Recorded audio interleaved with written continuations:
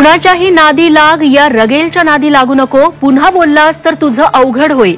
भाजप आमदार सुरेश धस यांचा राष्ट्रवादीचे आमदार अमोल मिटकरींना इशारा. तर मंत्रीपद न मिळाल्यानं धस यांना पोटशूळ, मिटकरींनी केली होती टीका.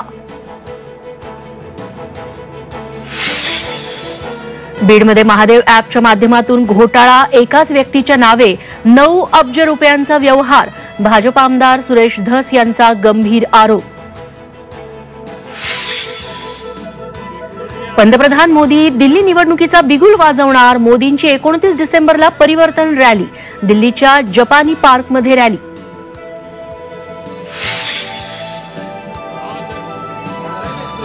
परभणी जिल्हा पणन अधिकाऱ्याची खुर्ची पळवली. 1 महिना उलटूनही सोयाबीनचे पैसे नाही. शेतकऱ्यांचे पैसे मिळत नाही तोपर्यंत खुर्ची नाही. स्वाभिमानी शेतकरी संघटना आक्रमक. हॉर्न वाजवल्याच्या कारणातून कार चालकाला मारहाण. नांदेडमधील धक्कादायक प्रकार. संभाजीनगरात बनावट कमांडो फोर्स भरती प्रक्रियेतून फसवणूक. 93 बेरोजगार तरुणांकडून 5.5 लाख रुपये उकळले.